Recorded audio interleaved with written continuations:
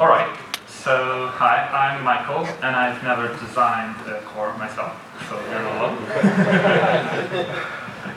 And I'm here talking about a topic that's quite unlike some of the stuff that's been said before. Yesterday I was quite worried because everyone was kind of talking about pipelines and technical details, and I was, oh my god, this is something completely different. But I think it's kind of valuable as this kind of feedback about how it works on the other side. So going out of the technical scope of things, how do you actually work with open source in a kind of bit more commercial context? And I call it a success story, even though, I probably should call it a success story like a year from now, but I kind of see how it already is a success story, and I hope that it's going to extend into the future. So I'm kind of, saying this in hope that this continues to be like that.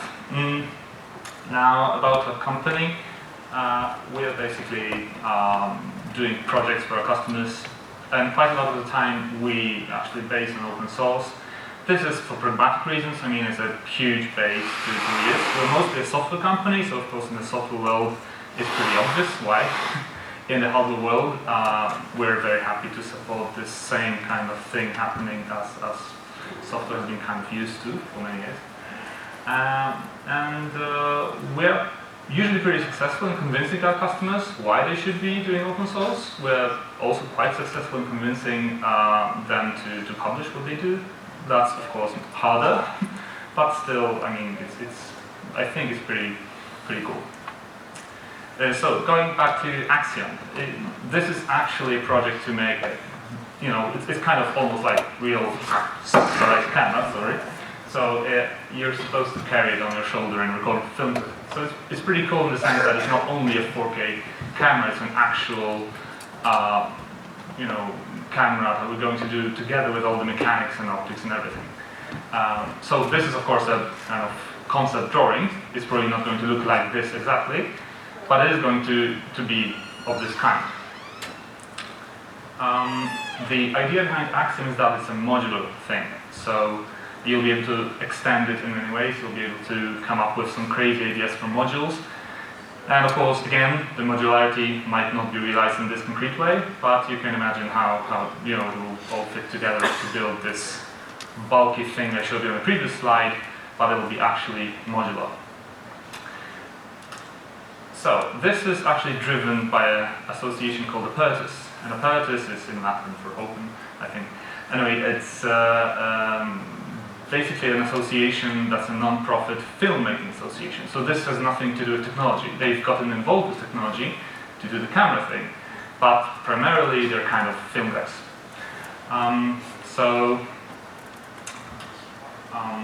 It's actually a pretty kind of renowned organization. They've gotten a prize that I'm not going to read out loud because there's French-speaking people here. But it's a prize that Pixar, Wikipedia, WikiLeaks got, and then in 2012 also Apertus. So they're kind of well known. And these are two guys behind it. I mean, there's many more people, but two of them are Sebastian and Oscar, and they're posing in front. When they won the award, they were quite happy to do some posing for pictures. So why would you need a 4K camera? That's the question you might ask yourselves, and I get a lot of questions like that. So, there's other people that have done that already. Why would you do a 4K camera? There's 8K cameras even being built right now. Or you're never going to make it. This is very hard. Why are you even trying?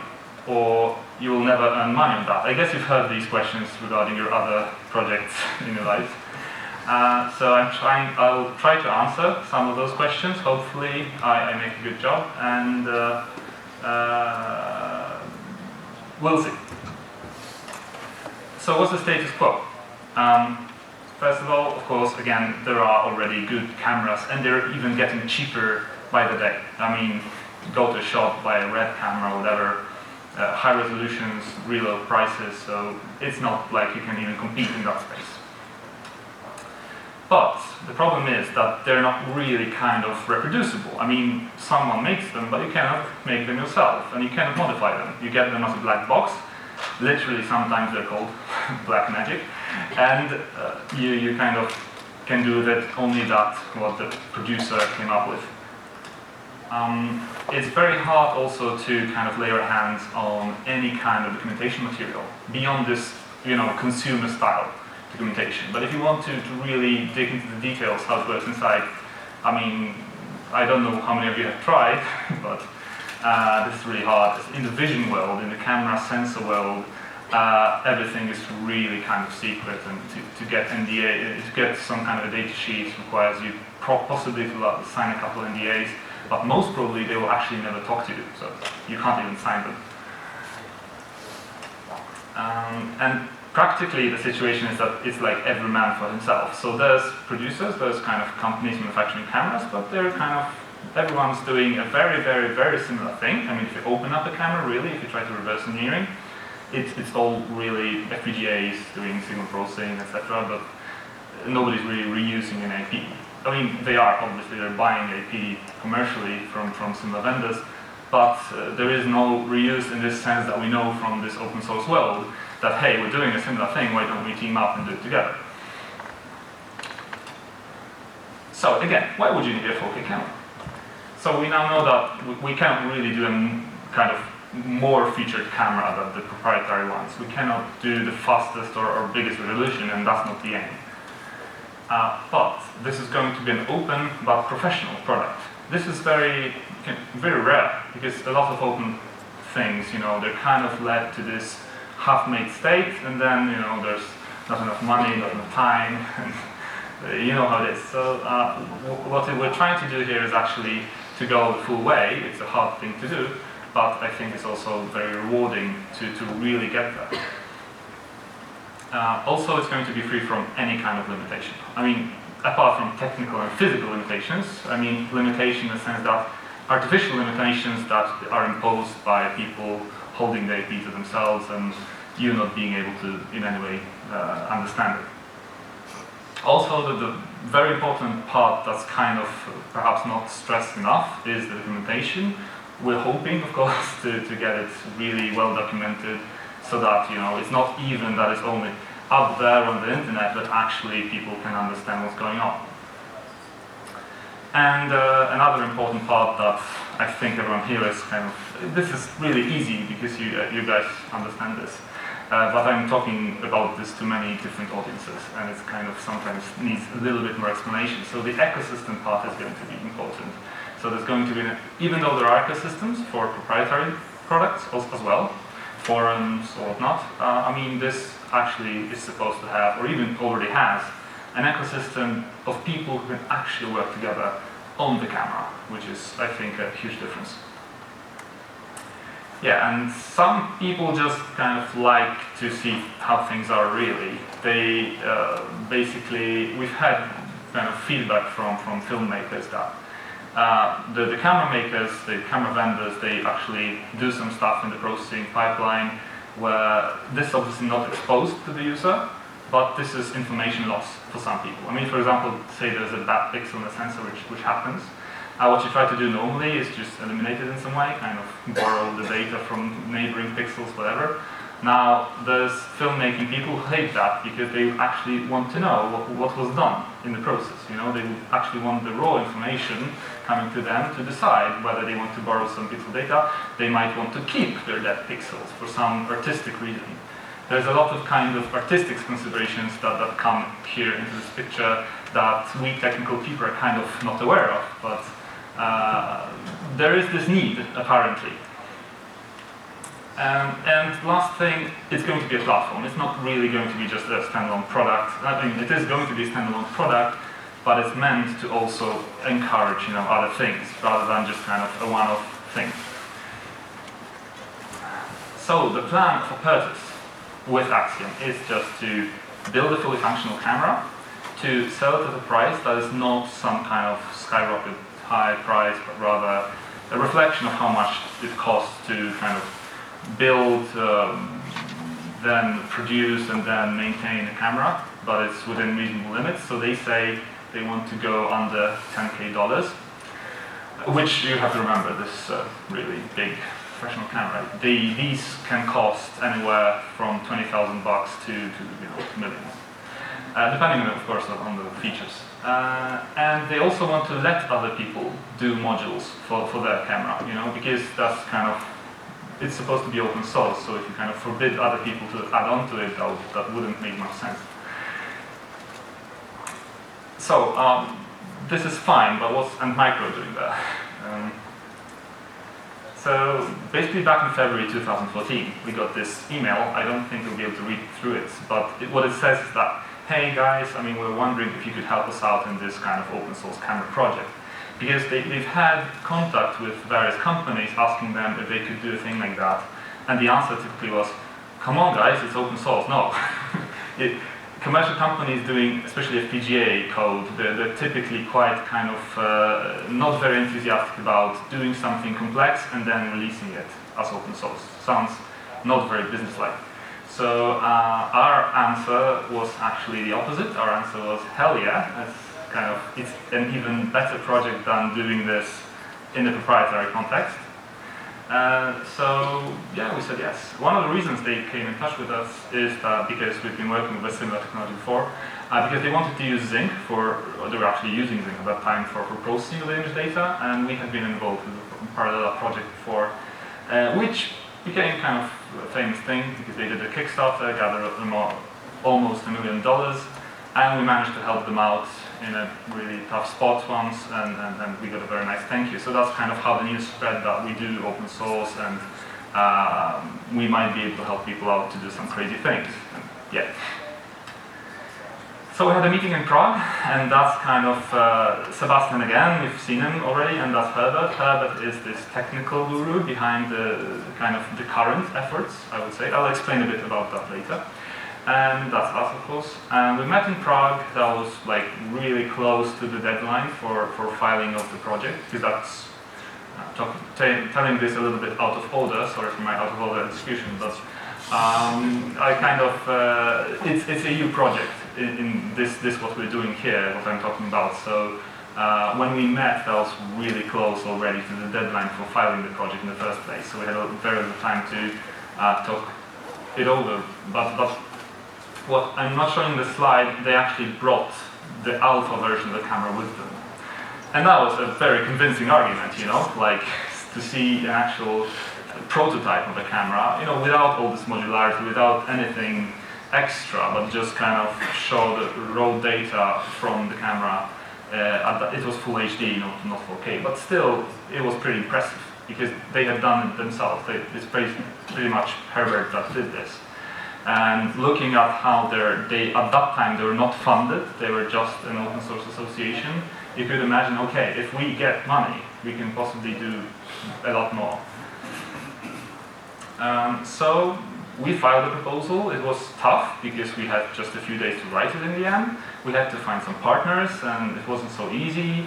I won't get into details, but you can ask later. And we had actually an extra partner that joined right before filing the application, which turned out to be a really cool thing because nobody really knew how Horizon 2020 worked, and that's this call that we applied to. And it turned out that you cannot really lead such an effort unless you're quite a big institution.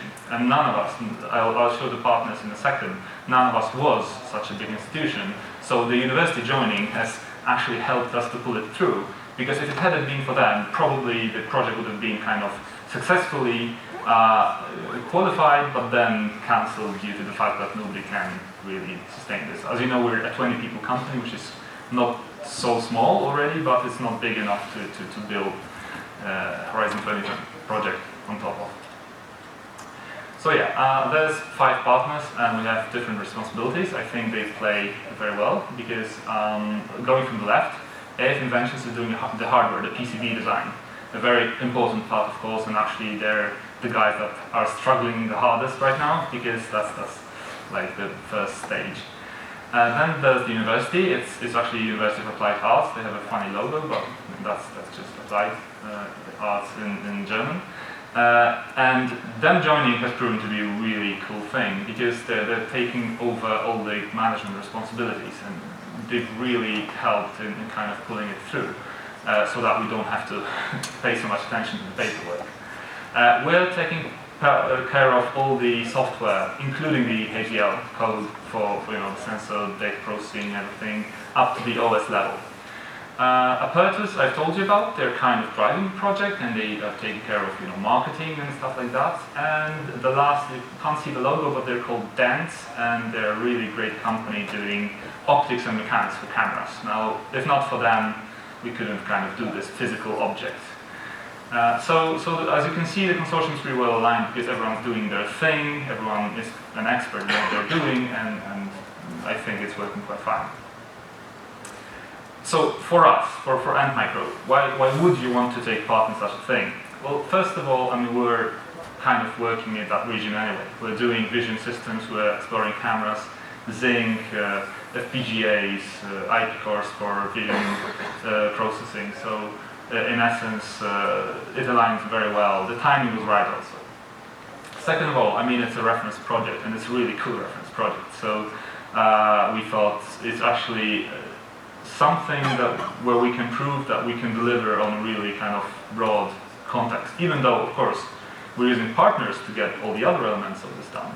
It's still, I mean, a pretty impressive thing if we manage to pull it off.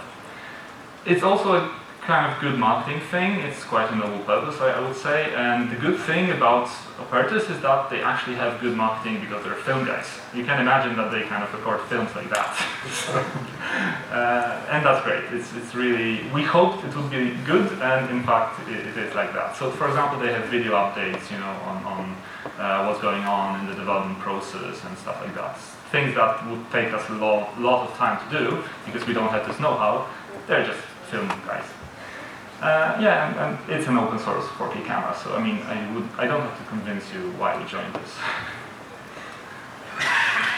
So the Axiom project, if you look at the broad picture, it's basically a pretty complex thing, and I kind of spend a few slides explaining how it works. So there is already an ecosystem. It's not only those three guys I've been showing you, don't worry. There was also a crowdfunding campaign, which I'll tell you about later, with 814 backers. And right now with this U Horizon 2020 grant, there's also 4 partners, that's us and the other companies and the university. So there's kind of quite a big mass of people that care about the project. The ecosystem is actually pretty much kind of Western Europe and USA centric, but it's still pretty big with quite a few people, and there's even a website entry. If you go to the Apertus website, you actually can browse through the ecosystem and see who's doing what. I mean, it's still in early stages in the context of the website, but the ecosystem has been there for quite some time, and there's different people, a lot of film people that, kind of are waiting for the camera to be done. But still, it's an interesting context where, typically when we do some kind of ecosystem thing, we kind of talk to people who are like us, open source, open hardware people, perhaps some software developers, some hardware developers, but we never have any outreach to actually filmmaking guys. So this is pretty unique. Okay, so the timeline, I won't go through the details, but it's just that there's an alpha, beta, and gamma version of Axiom. And alpha is what we saw in Prague that convinced us to join the project, and you can see the nice block of wood inside the prototype. You can see basically that it's based on a Z board, and it's a pure dev board style design, nothing modular about it. So all the stuff I was talking about, modularity and extendability, are not here, but still pretty impressive. The beta is already quite impressive. It's this kind of intermediate step. So it's already a 4K camera, but not yet modular, not yet kind of done in this mode that we'd like to do it in. It's also kind of going to take a bit more effort to get it to the state where people can actually reproduce this, So it was launched on Indiegogo, as I told you, gathered 204,000 euros, which is quite a bit. And you have to remember that actually that was kind of a pre-sale kind of thing, which means that people actually committed to pay even more when the camera's out. So people just prepaid a part of the money, whereas the rest they will be paying later. So overall, the volume of cameras bought is actually like 600. The state is like that, like it's a bit better right now, but it's an old photo. So it's already there, it's just the enclosure that's missing, and obviously quite a lot of the software. Okay, sorry. There you go. I wish I could bring this, but we only have one, so I was kind of worried. And it's being worked on. I mean, it's the weekend, so I possibly could borrow it, but you know. So the Gamma is the EU project, and we got a pretty favorable review. That I'm kind of quoting it here. We were kind of really happy to make it. Now, you have to remember, we wrote the proposal in like 4 days. We had no prior training experience. We had some kind of past experiences, but we're not EU guys. We're not doing projects. We are doing commercial stuff or open source. But we don't typically participate in any kind of EU projects. It's just that the whole concept of an open ecosystem camera is so cool that we actually got 5 of 5 for impact, and we didn't really have to kind of write a 100-page elaborate document on why this is great. It was actually quite a concise explanation why this is a good thing to have, and apparently the EU bought it, so yeah. Right, so now I have to warn you about the next slide, because, yeah, one of the, we'll be talking about licensing tomorrow, but one of the requirements that the Apertus guys had was to kind of have the all this kind of software released under GPL, software, and ATL. But we figured that, you know, it's probably a good idea to include a possibility to dual license it also. So we kind of talked them into actually putting into a clause that into the project. You know, we had a proposal that where we say what we're going to do, and we have to do that. It's, if you say to the EU that you're going to release stuff as GPL, you have to do this. But there's also a clause saying, hey, we can also agree mutually that we do it in some other way as well. So I think we're in a pretty good situation. And so what's the camera? I mean, of course, it's 4K, meaning real 4K. It's not like Ultra HD or whatever you call it. And it's going to have, you know, slow-mo capabilities, so like probably some kind of 200 frames per second thing. I'm not really sure about the final spec because it's kind of floating, but it's definitely we're aiming for something that kind of makes people happy. It's going to run Linux and Android, and it's basically, there is this nice concept that you can take this sensor, which is the most expensive part of the beta version of the camera. You know, if you look at the beta version of the camera, it's some hardware with some kind of FPGA stuff, but the sensor itself is a very expensive part because they're pretty big and a lot of data, and of course they charge a lot for it, especially in small quantities. That's incredible. So basically all the beta backers will be able to reuse their module. It's a pluggable module like, you know, the Intel processors used to be. Yeah, this kind of socket. So it's actually a pretty cool idea that Apertus had, and you'll just be able to take out your sensor from beta and transfer it directly to the Gamma. We're going to do image preprocessing on a Kintex 7, and the processing, the main processing and the interaction with the user will be through a Zinc, quite obviously, but we also kind of talked them into putting an NVIDIA Tegra K1 on board because it's cool.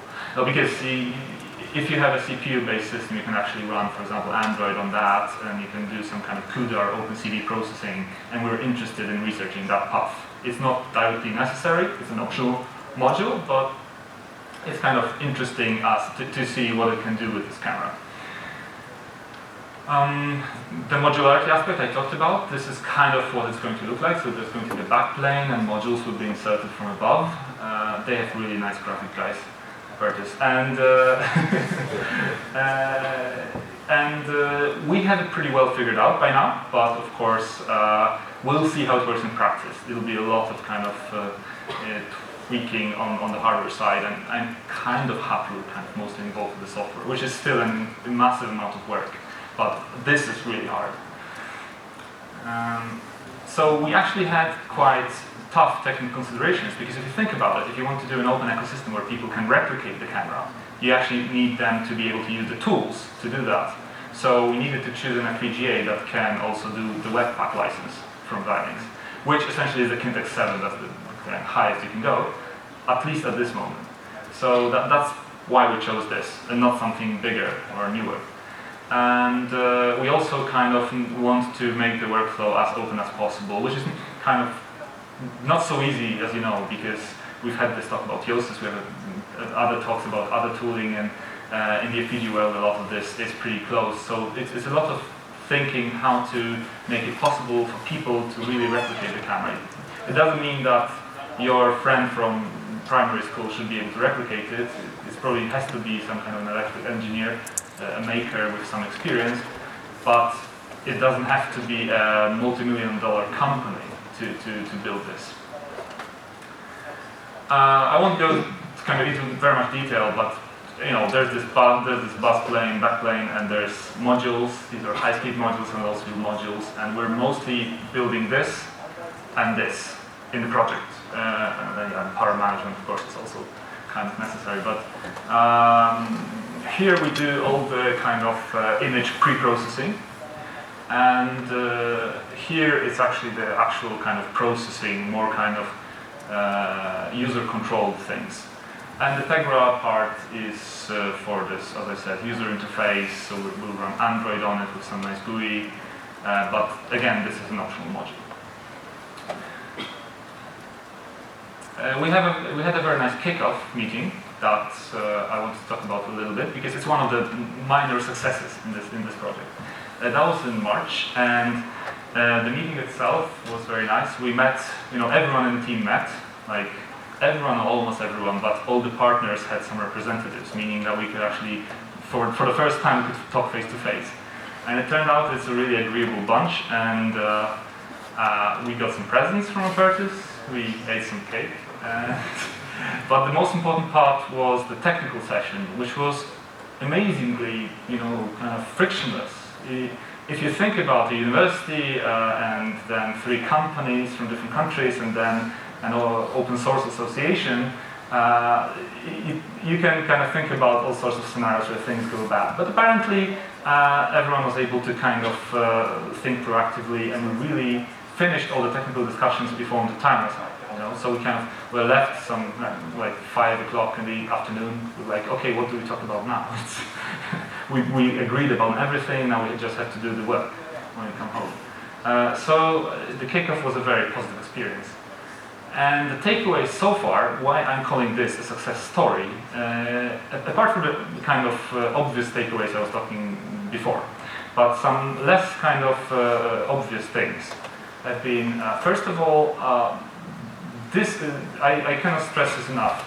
This is really a real use case where people are using an open source camera to do real stuff. This is part of the filming rig in Vienna, in the central, there's this square in Vienna where they filmed through the entire square on cables, you know, this kind of moving static take. And it's very impressive. You can look it up on YouTube. I didn't want to kind of show videos here, but whatever we do is going to be verified in the field. It's going to be really commented and, you know, cursed upon and whatever, but it's really going to make a difference. So that's really great. Second of all, there's already one tool that's come out of the project, like as a side effort. It's basically a tool for visualizing stuff mechanically speaking and kind of graphically speaking from hardware designs. So the hardware designers commit stuff into a GitHub repo, and this automatically pulls that and renders that in Blender to get nice visualizations of the hardware. They needed it because basically it ends up being like different sorts of designers want to work together, and the mechanical guys want to know what the thing looks like to prototype things and so on. But you don't always keep people updated on what's going on. If you're working towards a GitHub repo, it's kind of everyone's looking at the same code. And the renders take a long time, so it's kind of doing it on demand doesn't really work so well. So what you do is kind of you commit daily, and then you get, during the night you get renders. And in the morning you get fresh renders, you know that this is the thing that you are looking at, this is the actual current design. What's more, it also allows you to put the current kind of designs into documentation, which is something you couldn't do before. You had to do it by hand, you know. But we're working on the workflow part to make it possible to do those amazing automated compilation things. Another takeaway, like if you have a new project, you're doing a call. I mean, your partners from your EU project. It's really nice. We're already working with AF inventions on some customer scenarios, and it's only just begun. So I assume, I mean, in the future we'll get more of that. But if I wanted to do some optic stuff, I know also like critical dents and so on and so on. So I think it's very important. And the talks. I mean, I've given some already to different audiences, as you can see, and it's been really interesting. All the feedback. I mean, people ask me a lot of tough questions about cameras. It's not really kind of our field of expertise. They actually know red cameras, black magic cameras, all sorts of different cameras I have never even heard about before. But still, people kind of react very eagerly, and the discussion, and we meet a lot of people we normally would have met, like. We met with a famous Polish camera operator who heard that we're doing this project, came to our office and asked about it, this kind of stuff.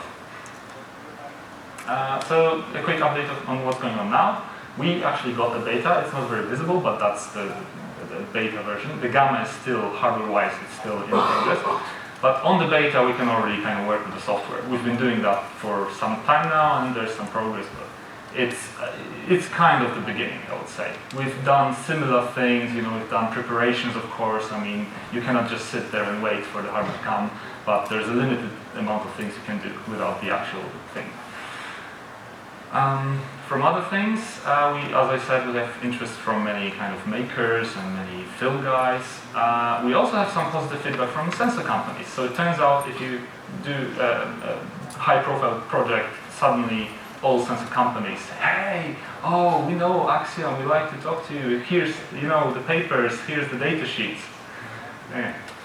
And also we get a lot of questions from people who don't know how we did this with the Horizon 2020, and honestly, I don't know either. But we do have now, we're kind of accumulating some experience related to that, so if you have some questions we can always try to answer, but I can see there's a lot of kind of interest in that part of things. Future, I just say one thing. The major milestone will be to bootstrap, so to record the project videos with the actual camera. And that's very close, and when we get there I'll tell you, because I think that we'll start recording any kind of promotional material that our company does with a camera that we've done, so I think it's cool. One minor mention also, there's going to be, I don't know how it kind of fits into this conference next year and so on, but there's an Open Hardware Summit Europe in Vienna that's being organized by Apertis, and we also kind of volunteered to help. The date will be like end of May, and sharing experiences on organizing things like that is very welcome, because neither Apertis nor us has really experience with that, so there's some potential kind of cooperation there. And you're, of course, all very, very warmly invited. When I know more, I'll let you know. Yeah, that's it. Thank you.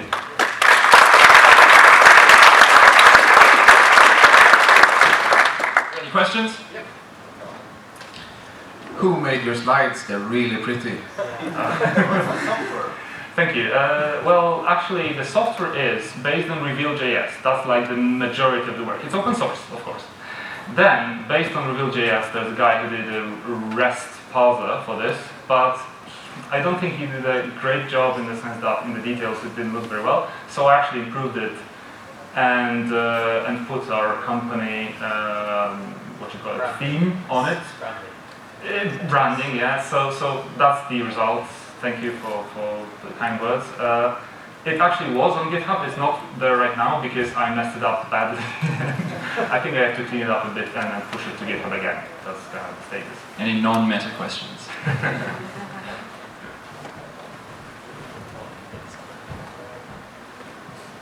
Just out of curiosity, how much does the camera consume and the sensor also?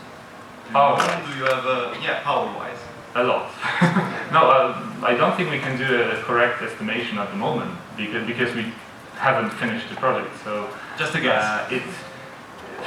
I'm probably not the best person to ask, but there's going to be battery modules included, and there's going to be hot swapping also possibilities, because typically that's the problem. I mean, even here, recording this. I mean, switching the SD cards or SSD disks or whatever and batteries is the major problem on the movie set. So. Okay, and would that power mainly be due to the sensor? It's high-speed signals. Kilowatts is the sensor.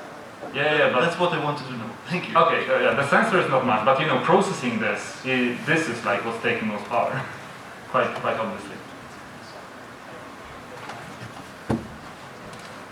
Question while I'm walking: is this thing going to be like commercially competitive? So it sounds like you said that cameras start at 20K, but this thing's going to be 10K. I mean, is it? Hopefully, yeah, that's the plan. That is kind of not only open source, but also kind of useful. But it's mostly a Pertis.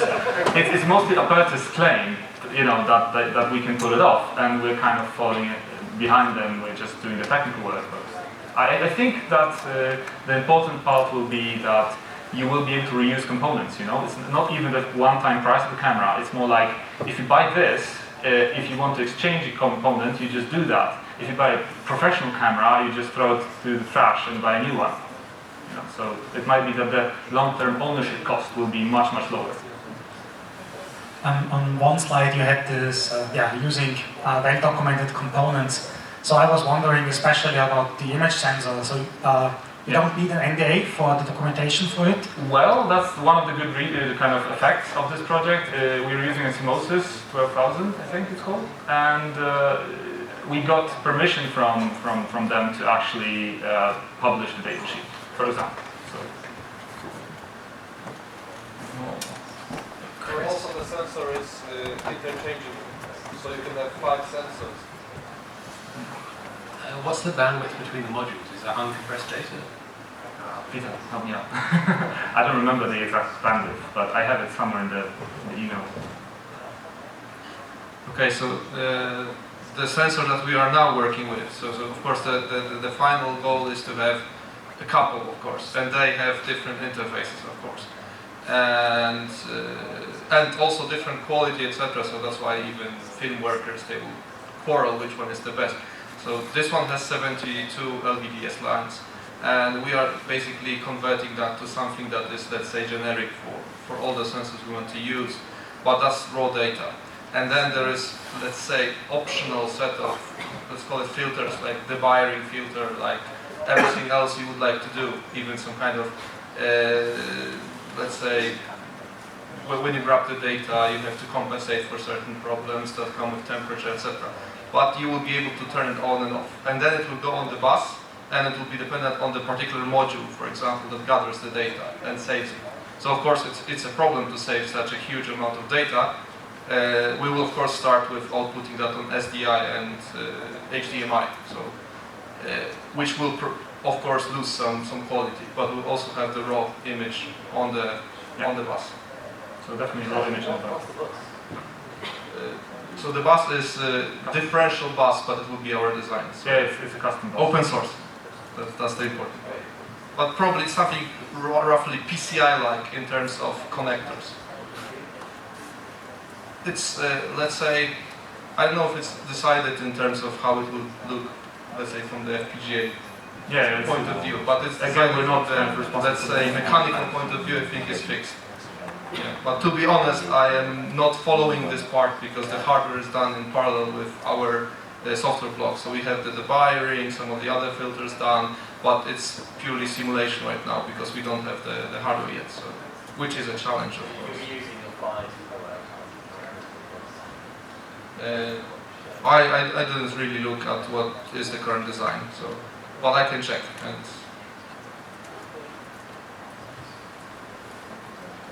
the whole problem is actually that the design is changing quite a bit. I mean, so whatever we tell you today might change in a week. Avoid anything that is hard to buy later on, etc. So, but of course there are certain things you can't avoid. So the PCB design files are going to be released under the CERN Open Hardware License. Oh, very good. That's, because you know that's what we wrote into the proposal. That doesn't mean that we're going to explicitly do the thing we wrote, but. No, I read it in the we have to fulfill the criteria that we. But as I said, there's also a possibility to dual license things. So you know. So you might not need GPA. GPL, because the GPL is a stupid license for certain things, Mhm. especially hardware. But not everyone understands it, and that's probably part of this future discussion, whether it makes sense at all to use GPL in this world. But nevertheless, we'll try to, let's say, force them to use good licenses. But everything will be public, including PCBs. And it's already public with the beta and alpha, you can basically download. So when it comes to alpha and beta, you can download it and basically manufacture your own. Of course, with alpha it's mainly Z-board with some modifications. With beta, it's there, but it's not finished in terms of software, but hardware works. So that's what's more or missing in less the beta is this documentation and workflows part. So even if you get all the HDL and everything, I don't think you'll be able to reproduce it very easily. You know, and that's exactly the focus of the Gamma, to publish something that people will be able to comprehend, rather than just, oh, it's nice, it's up there. With Gamma, we're quite fragmented because it's still not, let's say, in a stage where we should even release it because it's not verified to work at all. So probably once we have a PCB that is verified to work, we'll just publish it. Because that's actually a dangerous thing to release PCB before it's actually makes sense to manufacture. So that's why it's not public. But the project ends in, I don't remember. After summer to next year, so Yeah, it's not a very... So it's soon anyway. Software did you use for PCB design? Do you know? Because it was designed by another company. I think Ultimate Design. Yeah, they use Altium, so... Thank you, Michael. That's a good talk, mate. Cheers.